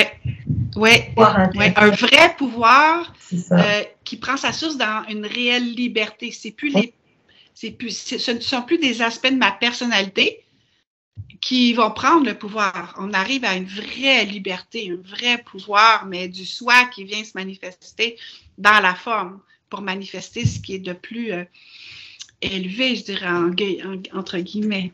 Ça veut dire que le fait que quand on prend cette habitude de jouer le rôle du parent, enfin d'être le parent qu'on est, on ne joue même pas un rôle, on l'est, Ouais. on permet à plus d'énergie du soi de descendre à travers nous, ouais. vis-à-vis de nos enfants intérieurs, mais je pense que ça va même plus loin. Ouais. Ensuite, ça passe à travers nous, dans notre entourage, etc. Ouais. Donc, il y a vraiment une énergie qui descend. Au début, on rentre à la maison, puis on y reste pendant quelques minutes, puis on en sort, on quitte la maison. On n'habite pas en permanence avec nos enfants intérieurs, mais on en arrive avec la pratique, si on pratique, on en arrive à rester à la maison de plus en plus longtemps, jusqu'à, je pense qu'il y a certainement des humains qui le font sur la Terre, jusqu'à habiter en permanence, c'est-à-dire que le soi habite en permanence dans la forme humaine. Ce qui n'est pas le cas pour la majorité des gens en ce moment.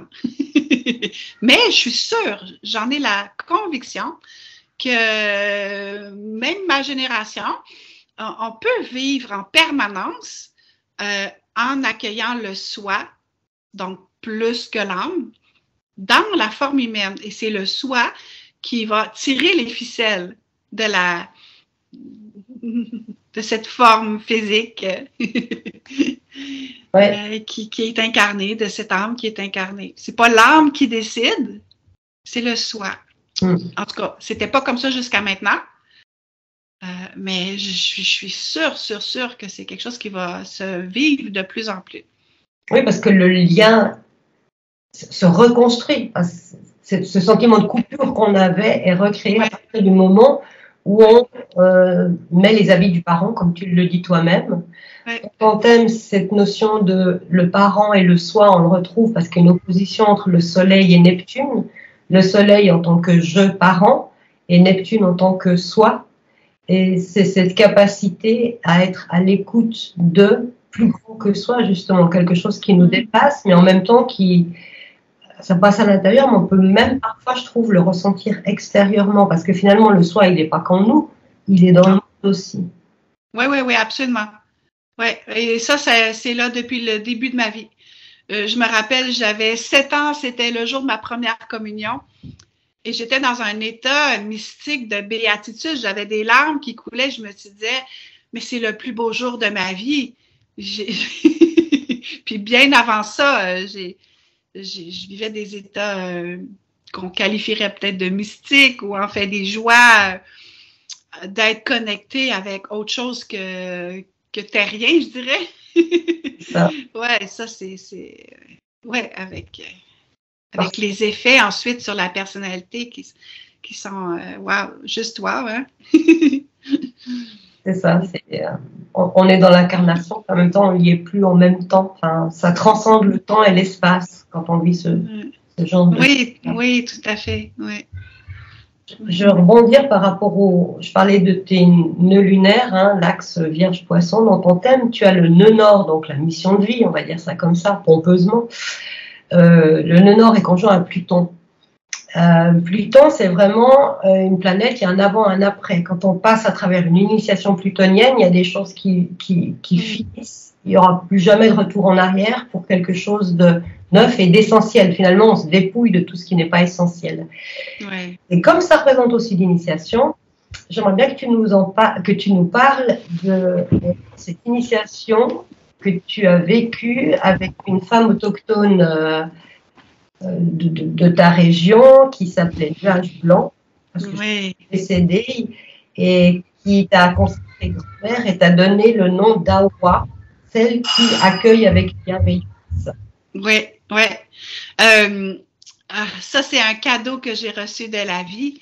D'abord, cette rencontre avec une femme extraordinaire. Tout simplement, lors d'une promenade à la campagne, on s'est croisés, puis on est devenus amis très, très vite. On partageait des valeurs, des façons de voir la vie, etc., etc. Et à un moment donné, tout simplement, je lui dis, elle avait partagé avec moi le fait qu'elle était autochtone. Et je lui avais dit un jour, j'ai fabriqué un tambour amérindien. Et est-ce que tu aimerais ça en faire l'expérience? Est-ce que tu aimerais ça jouer, essayer le son, etc. Puis elle dit oui, et rendez-vous est pris, elle vient chez moi. Et là, elle s'assoit et elle commence à taper sur mon tambour et elle se met à chanter. Et rien n'est prévu dans tout ça. Je dirais plutôt que quand elle a commencé à taper sur mon tambour, ça s'est mis à chanter à travers elle. Et là, ce qui s'est passé, c'était incroyable. Je vais m'en rappeler jusqu'à la fin de ma vie. Elle chantait et ce qu'elle m'a raconté par la suite, c'est que le chant qui s'est présenté ou qui a été chanté à travers elle, c'était un chant qui existe déjà. Là, c'est pas quelque chose qu'elle a inventé. C'est un chant où chacun de mes ancêtres est venu se présenter à moi pour me bénir. Et pendant que ça se passait, moi, j'avais les larmes incroyables. Ça arrêtait pas de couler. J'étais touchée au plus haut point et je voyais les ancêtres. Donc, un de mes enfants intérieurs me montrait ou un de mes ancêtres fait partie de moi. Donc, je voyais chacun des ancêtres dans ma tête. Je les entendais me bénir. J'avais la sensation physique de leur présence et j'avais plein d'émotions aussi. Tout ça en état d'accueil aussi parce que j'accueillais chaque ancêtre, chaque enfant intérieur, etc. Et ça a été un moment extrêmement fort. Quand elle a arrêté de chanter, elle a partagé avec moi ce qu'elle avait vécu. J'ai partagé avec elle ce qu'elle avait vécu. Et elle a dit, est-ce que tu es au courant que les ancêtres t'ont béni? Je dis, oui, je suis au courant et tout et tout. Elle a dit, tu as été aussi initiée ou reconnue en tant que grand-mère. Je dis, oui, je suis déjà une grand-mère. Elle dit, non. Chez les Autochtones, chez nous, grand-mère, c'est un titre. C'est pas juste une position générationnelle, c'est un titre. Là, OK, je savais pas. Et elle me raconte qu'une grand-mère, c'est quelqu'un qui est capable d'accueillir avec bienveillance. Puis je dis, c'est mon travail, c'est mon métier. J'enseigne l'accueil bienveillant. Elle dit, ouais. Et on te baptise Awa, A-W-A. Et ça signifie accueil bienveillant ou celle qui accueille de façon bienveillante, ou en tout cas, quelque chose comme ça. Et wow, ça a été un moment juste touchant et wow, juste merveilleux, là. Ouais. Voilà, c'était ma rencontre avec Femme Nuage Blanc à qui je rends grâce, peu importe là où elle est. Merci. Parce qu'elle n'est plus incarnée sur la Terre maintenant. Elle est peut-être avec nous, là, en ce moment. Ah oui, coucou. Juste une petite parenthèse, je crois que tu m'avais dit que ce Awa te rappelait un de tes petits-enfants. Ah oui, ça c'est rigolo, parce que quand Femme Nuage Blanc m'a dit, bon, ben on vient de te baptiser Awa, ce qui veut dire accueil bienveillant, ça a été assez époustouflant pour moi parce que quand ma première petite fille est née, je me suis demandé, mais comment, en tant que grand-maman, j'ai envie de me faire appeler? Mm-hmm. Est-ce que mes petits-enfants vont m'appeler mamie, grand-maman, juste Brigitte? Il y a tellement de possibilités. Et je réfléchissais. Et vers l'âge de 6 mois à peu près, ma petite fille m'accueillait quand je rentrais à la maison. Elle faisait des sons et elle disait « Awa, awa, awa, awa, awa, awa, awa, awa, awa. » Et à ce moment-là, j'ai fait « Oh oui, j'ai envie, comme grand-maman, d'être appelée Awa. » Et donc, quand Femme Nuage Blanc, un bon 9 ans plus tard, m'a dit « Ouais, on te baptise Awa », j'ai fait « Oh, aïe. Grand-mère, grand-maman, grand-maman Awa, c'est ouh là là, tout se touche, hein, c'est un cercle. Ouais. Et quand on dit qu'il n'y a pas de hasard et que tout, si on sait entendre, si on sait écouter, si on est juste réceptif ou dans l'accueil, eh bien, on va se rendre compte que la vie nous répond et nous parle tout le temps. On n'est pas tout seul. Ouais. Cette histoire, je la trouve magnifique. C'est pour ça que j'ai envie que tu nous la racontes. Je trouve ça vraiment extrêmement touchant. Oui, ça parle même par nos petits-enfants. C'est ça. Ah ouais, ouais, ouais, ouais. Mais tous les petits, ils disent ah ouais, ouais, ouais, ouais, ouais, mais comment ça a résonné en moi, là? C'est comme un beau clin d'œil. Oui, mais toutes les grands-mamans n'ont pas envie qu'on les appelle Awa pour autant, je veux dire. Là, il s'est passé quelque chose, hein, et Ouais, voilà. ouais. Je trouve ça absolument magnifique. Mm. Oui, alors une chose qui est aussi importante, c'est que tu as un Mars en maison 3, on a vu avant que c'était la kinésiologie, mais la maison 3, c'est la maison de la communication, et tu es l'auteur, je pense qu'on dit autrice, parce que maintenant, bref, tu es l'auteur de 2 ouvrages, dont un en 2 tomes, qui est donc La parole au bébé, et qui a été préfacé par Daniel Monroy, et puis l'autre qui est Jumeaux secrets. Et j'aimerais bien que tu nous parles de ce jumeau secret, volontiers. Alors, le jumeau secret, le livre comme tel, est parti d'un projet qui était un peu différent au début. Après avoir écrit le livre La parole au bébé, où je raconte un peu qu'est-ce qui se passe dans le bureau d'une traductrice en parole au bébé. De quoi ça parle, un bébé? Mais c'était la plupart des histoires de cas, ça parlait de bébés déjeuner. Et après avoir lu le livre, il y a beaucoup de lecteurs qui m'ont dit, mais maintenant, est-ce que tu nous expliquerais ce dont parle un bébé, mais avant la naissance? J'ai dit, OK, c'est intéressant. Je vais m'atteler à ce projet-là, puis je vais faire un livre là-dessus.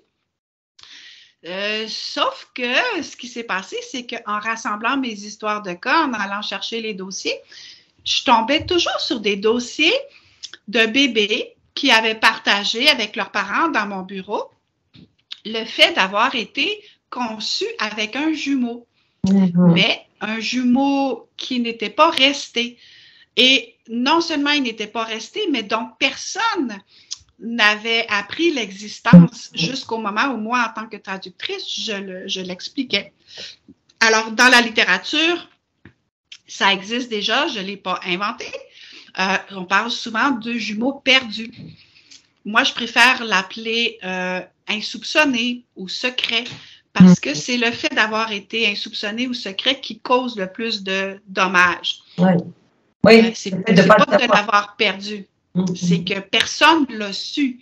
J'ai été un enfant prénatal et j'étais un bébé en deuil. Et du fait d'avoir été en deuil non accompagné par un grand, que ça soit un parent intérieur, mais comme bébé, c'est impossible, mais un parent, j'ai vécu non seulement le deuil, mais parce que j'étais seule dans mon deuil, je me suis mis à interpréter. Il y a des croyances fausses qui ont commencé à apparaître et avec des émotions, des sentiments par la suite. Ça a donné un deuil traumatisant, inconfortable, avec des effets qui se prolongent jusqu'à la fin de la vie s'il n'y a pas d'accueil. Et donc, finalement, le livre La parole à l'enfant intérieur, je dirais au bébé intérieur dans une maman, le livre La parole à un bébé prénatal s'est transformé en le jumeau secret. De quoi ça parle un bébé quand il a été conçu à la conception, mais que très vite, en début de gestation, 2 semaines, 3 semaines, parfois un tout petit peu plus, il n'est pas resté l'autre. Et donc, je nais demi-jumeaux avec des conséquences, des effets, etc. Donc, c'est en 2 tomes. Le premier tome, c'est comment on fait pour reconnaître que moi, en tant que parent, je suis parent d'un bébé en deuil. Et par conséquent, je suis aussi un parent en deuil d'un bébé. Il y a des manifestations chez les parents et chez mon bébé. Et le deuxième tome, mais OK, maintenant que je crois que j'ai un bébé en deuil, maintenant que je sais que je suis un parent en deuil, et aussi j'ai rajouté un chapitre, maintenant que je sais que je suis un adulte demi-jumeau, mais qu'est-ce que je fais? Comment j'en prends soin de mon deuil concrètement? Et je donne des suggestions. D'accord. C'est marrant parce que d'après ta pratique, ça a l'air d'être beaucoup plus fréquent que ce qu'on aurait pu croire, puisque presque systématiquement, tu es tombé toujours sur ces jumeaux. Ben oui. En fait, il n'y a pas... je pense qu'on ne sait pas exactement combien d'humains sur la Terre ont été conçus avec un jumeau et nés sans leur jumeau. Je pense qu'on ne peut pas avoir la statistique précise là-dessus. Moi, dans mon bureau, la statistique, c'est 1 sur 5. Un bébé, mais pas chez les adultes, pas chez les enfants plus vieux, mais chez les bébés, un bébé sur 5 va parler, soit dès le premier rendez-vous ou très rapidement, du fait d'être un jumeau en deuil. Pourquoi ils en parlent si rapidement, les bébés? Premièrement, c'est qu'ils savent, d'une certaine façon, par le principe quantique qu'on est tous reliés, les âmes, les personnalités savent que moi, je connais le phénomène. Non seulement je le connais, mais j'y crois. Il y a plein de personnes qui n'y croient pas. Et je sais comment accompagner un bébé dans ce type précis de deuil particulier. Donc, ceux qui ont vraiment besoin d'être accueillis dans ce type de deuil-là vont venir à moi. C'est pour ça que j'en ai beaucoup. Mais il y a d'autres auteurs, d'autres thérapeutes qui présentent d'autres types de statistiques. Je les présente les chiffres, les nombres précis dans le livre. Mais dans mon cas, effectivement, j'ai un bébé sur 5. Chez les adultes, les clients adultes en PANEI, il y a des adultes qui vont prendre conscience d'avoir été conçus à 2, mais pas nécessairement durant les premières PANEI. D'accord. C'est moins présent à la conscience, alors qu'en plus, chez un bébé, ça vient juste d'arriver. Ah ben oui. Quand je me fais la traductrice d'un enfant prénatal, c'est frais. Il baigne encore là-dedans. Là. Ouais. D'accord. Est-ce que tu penses que c'est vraiment une double conception ou est-ce que ça peut pas être éventuellement la trace d'un bébé qui serait pas resté? Pour toi, c'est vraiment un jumeau, c'est pas un bébé qui aurait dû... Quand c'est la trace d'une fausse couche, une trace mémorielle énergétique dans l'utérus ou dans le corps de la mère ou dans le cœur de la mère, c'est autre chose. C'est pas un jumeau. Par contre, avoir été accompagné par un jumeau, ça peut être vécu de 2 façons. Le jumeau qui accompagne peut n'être présent qu'en âme. Il n'a pas pris un corps humain. Donc, dans l'utérus de la maman, il n'y aura pas 2 corps humains. Il n'y aura pas 2 embryons. Il va en avoir juste un. Sauf que quand on est un embryon puis qu'on n'a même pas la forme d'une crevette encore, on n'est pas en relation avec le corps de l'autre. On n'est pas en relation avec la personnalité de l'autre. On est dans ma âme. Alors que l'âme ait pris un corps humain ou non, il n'y a pas beaucoup de différence.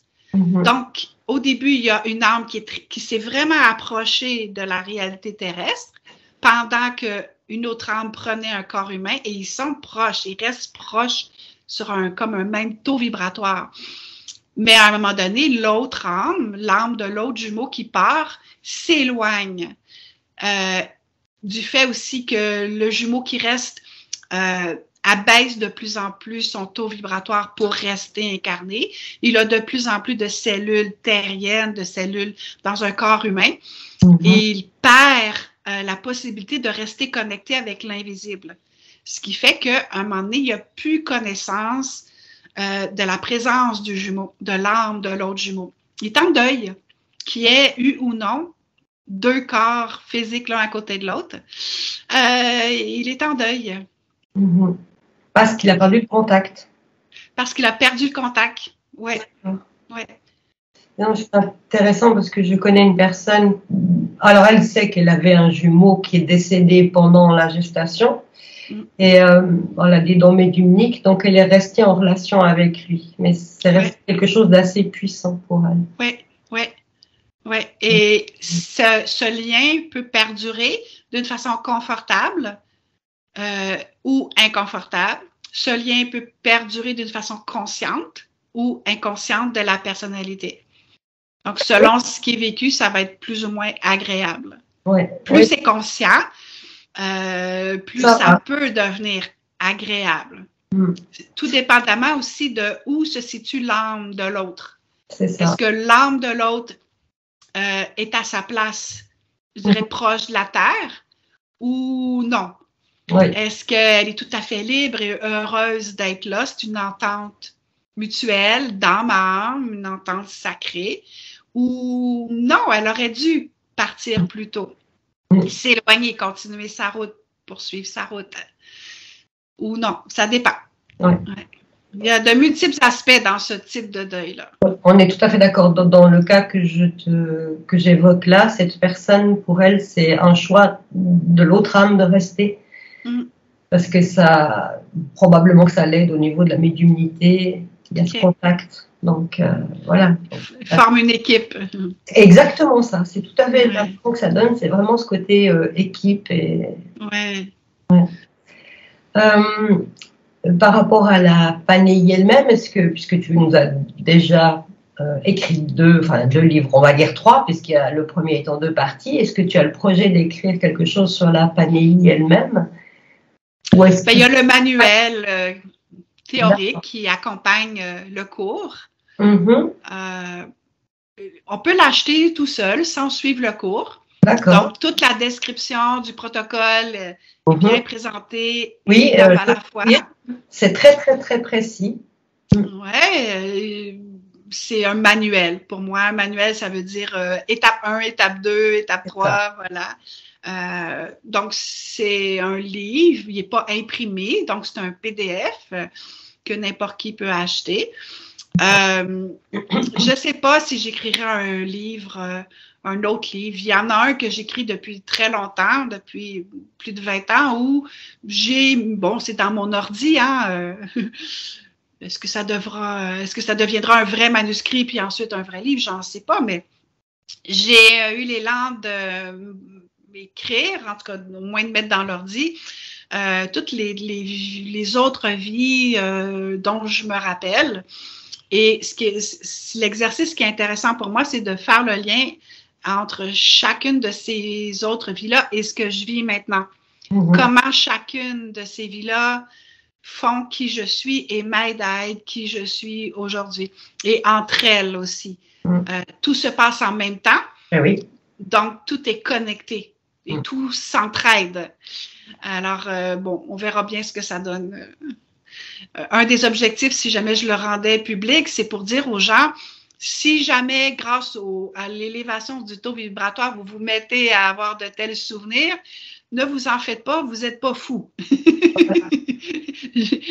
J'en témoigne. Absolument. Peut-être que je suis folle, mais moi, je me considère saine d'esprit. Moi aussi, je te considère saine d'esprit. Le fait que tu viennes d'évoquer ça, j'aurais envie de te dire, mais vas-y, parce que c'est intéressant comme témoignage et c'est assez unique aussi. Ça crée des liens. Enfin, on parle de pont.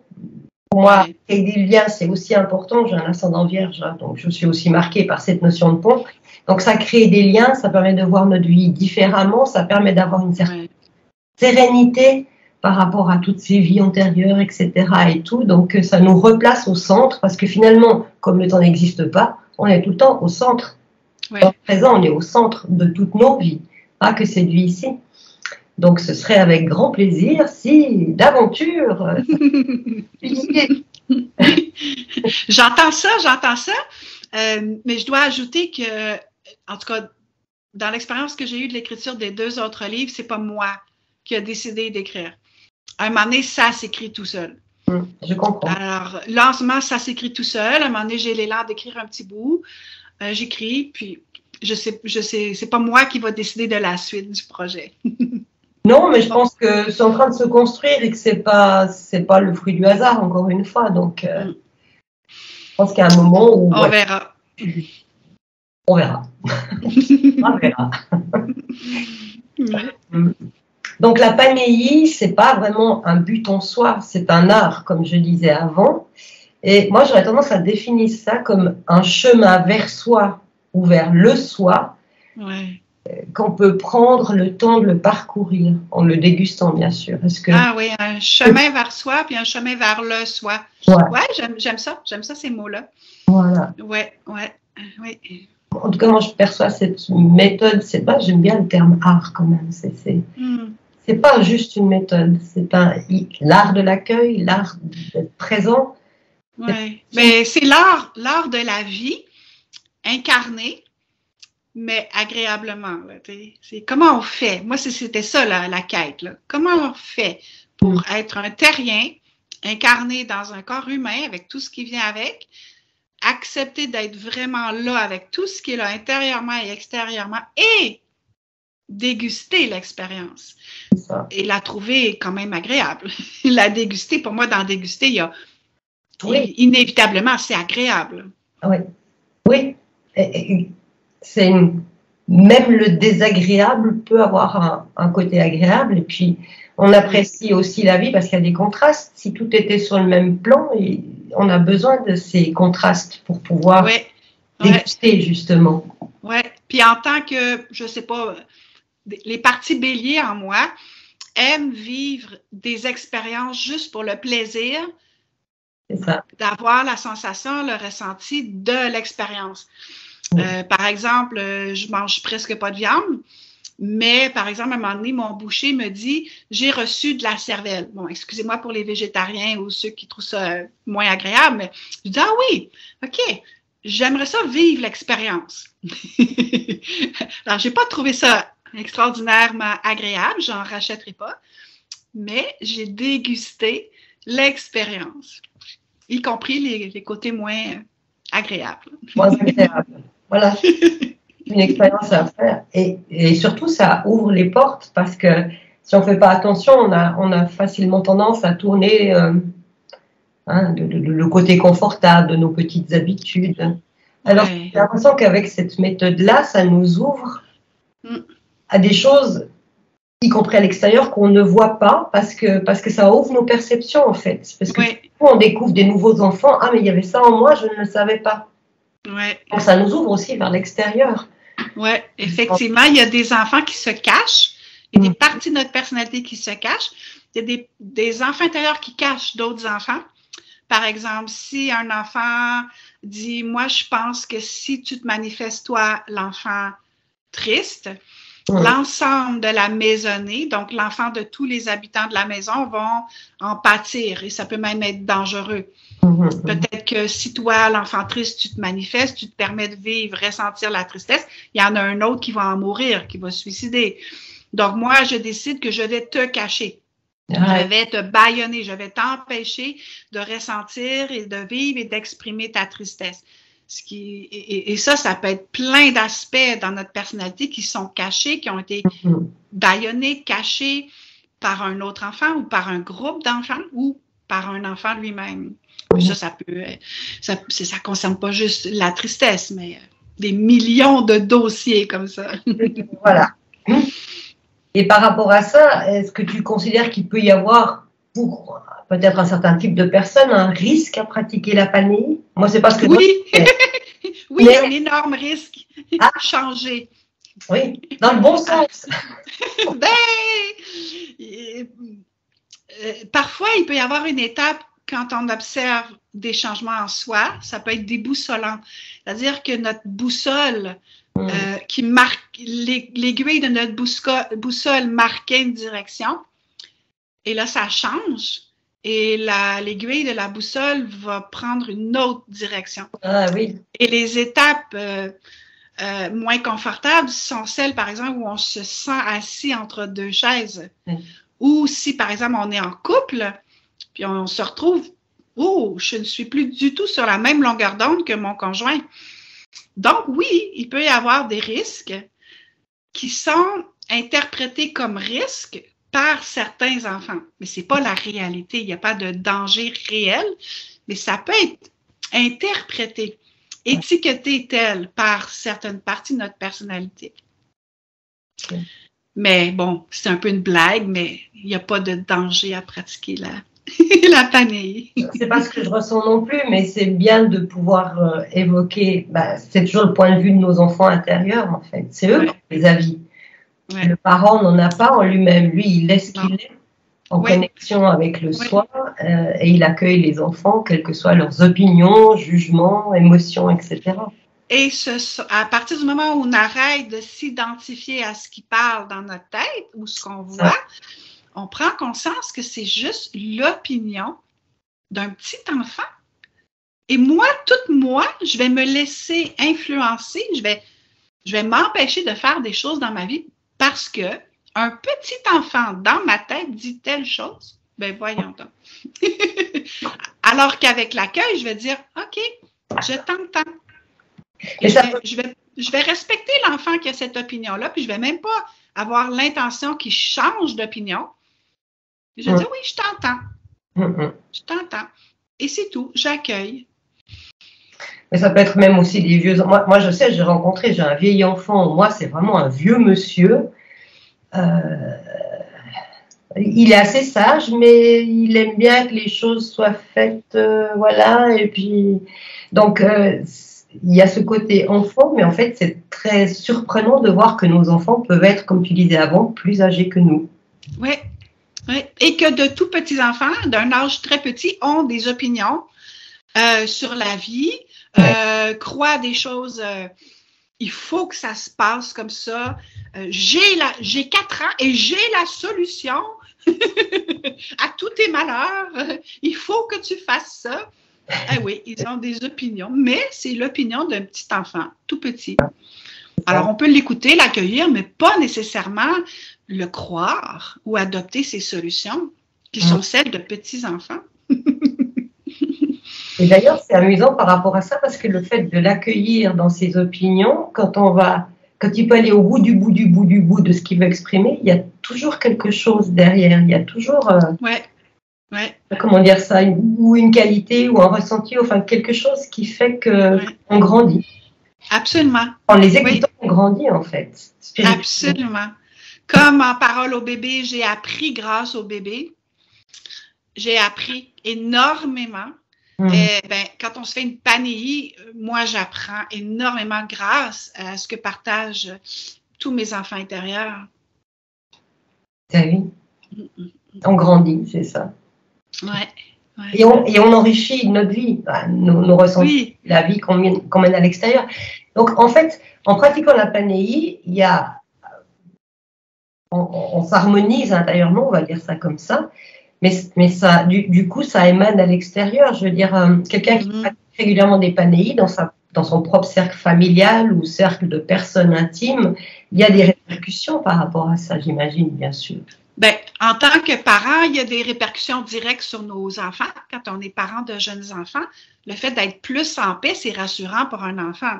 C'est ça. Par exemple, le petit enfant n'aura pas la tentation de se dire « je vais rendre mon parent heureux ». En me mettant moi-même de côté, ou je vais rassurer mon parent en m'obligeant à ne pas manifester mes propres besoins ou en n'exprimant pas mes propres besoins. Donc, un parent en paix, c'est un cadeau extraordinaire pour un petit. Et simplement du fait d'être en paix soi-même, d'être serein, d'être habité par le soi de plus en plus longtemps, de plus en plus souvent, c'est très confortable pour les autres autour. Bien, confortable. Oui, mais ça peut réveiller aussi certains enfants intérieurs chez les autres. Ah ouais, t'es en paix, toi? Moi, ça me met mal à l'aise de constater ta béatitude ou ta joie intérieure. Je trouve ça difficile de côtoyer ça. Ouais, mais même les inconforts de côtoyer quelqu'un en paix, ça peut être riche. Ça peut peut-être être une invitation pour moi à poser le premier pas sur un chemin de remise en question, de changement, quoi. Parfait. Donc, les personnes qui ont envie de découvrir ta méthode, pour l'instant, c'est toi qui es la formatrice. Tu es à l'origine. Donc, tu es la formatrice. Ils prennent rendez-vous avec toi. Ils font 3 séances pour apprendre la méthode. Ils reçoivent, bien sûr, la méthode en PDF. Mais il y a aussi un suivi avec une page Facebook où les gens peuvent s'inscrire s'ils veulent faire des visites, soit partager leur expérience, soit chercher un parent visiteur qui les accompagne, etc. Donc, il y a déjà toute une structure qui est en place. Ben, c'est ça, la page Facebook permet à ceux qui ont suivi le cours de pouvoir ensuite s'amuser en le faisant à 2. C'est ça. Parmi c'est enrichissant. Moi, je suis allée sur la page Facebook, j'ai lu quelques témoignages. C'est toujours très enrichissant de voir ce que les gens peuvent vivre avec leurs propres enfants intérieurs. C'est magique aussi. J'aime beaucoup. Oui, oui. Donc, pour prendre le cours de Panéi, c'est avec moi pour l'instant. Il n'y a que moi comme formatrice. C'est 3 cours. Écoute, je peux te recommander, hein, ta bienveillance, c'est vraiment très agréable. Merci beaucoup. Puis pour la parole au bébé, ben, il y a des traductrices en parole au bébé un peu partout sur la planète. D'accord. Ce que je vais faire, c'est que sous la vidéo, je vais mettre le lien de ton site, ton courriel, bien sûr, que les gens puissent te joindre, les références, où est-ce qu'on peut trouver les livres que tu as écrits, que ça peut être des livres physiques. Mais je crois que celui sur le jumeau secret, il n'existe qu'en PDF, hein, je crois. Le jumeau secret est en version imprimée, il est édité, donc vendu par les éditions Terre en Ciel. D'accord. Donc, c'est vendu par eux. La parole au bébé, il y a une version imprimée. D'accord. Il en reste très peu d'exemplaires. Et il y a 3 personnes en ce moment qui le distribuent sur 2 en France puis 1 personne au Québec. Et la parole au bébé porte le nom de Les secrets que les bébés me confient. Ça, c'est la version PDF. À ce moment-là, on peut l'acheter de moi directement. D'accord. Ok. Je te donnerai les liens. Oui. Et je les mettrai sous la vidéo, que les gens puissent aller directement sur ton site. Merci beaucoup. En fonction de leur intérêt. Mais écoute, c'est une grande joie. Est-ce que le mot de la fin, peut-être? Oh là là! Le mot de la fin! Ben, je pense que qu'est-ce qui vient spontanément, c'est un élan de gratitude énorme qui s'adresse d'abord à toi, d'avoir passé outre mon enfant intérieur qui n'aime pas trop être vu et entendu d'un grand public. Une immense gratitude pour toi d'avoir eu envie qu'on partage ensemble ce moment-là et que ce soit partagé avec un plus grand nombre. Un mouvement de gratitude énorme aussi avec toutes les personnes adultes, dont toi, qui ont dit, ben on va en faire l'expérience de rencontrer, en rentrant à la maison, nos enfants intérieurs. Un immense élan de gratitude envers tous les bébés puis les parents qui sont venus, qui ont eu le courage de se rendre, de me chercher, de venir me trouver jusque dans mon bureau depuis en fait janvier 2000. Alors, c'est vraiment ce qui m'habite, vraiment la gratitude. Ouais, merci. Merci beaucoup, merci beaucoup. Merci à toi. Ben, moi aussi, la gratitude parce que tu m'as ouvert plein de portes. En plus, c'est une rencontre d'âme, des retrouvailles d'âme. Hein. Oui. Des fois, il faut 50 ou 60 ans pour retrouver, mais c'est toujours au bon moment, hein, comme par hasard, on va dire ça comme ça. Donc, je te remercie infiniment d'avoir accepté. Je fais des gros bisous à tes enfants intérieurs, y compris à celui qui ne voulait pas se montrer, parce que finalement, ça ne s'est pas trop mal passé. Et puis, bah, de toute façon, on reste en contact, toi et moi, et je me réjouis d'avoir à nouveau l'opportunité de partager avec toi. Oui. Merci aux gens qui auront moi de même. Vidéo, avec un immense plaisir. Et puis tout de bon à tous. Oui. Du moment qu'on est un parent, qu'on apprend à être un parent, la vie devient beaucoup plus facile. Ouais. Qu'il en soit. Et je crois que l'essentiel, il est là finalement. C'est ça. Oui, tout à fait. Soyez tous des parents pour vos enfants intérieurs, ça ira bien. En fait. Oui. Merci Brigitte. Je t'embrasse.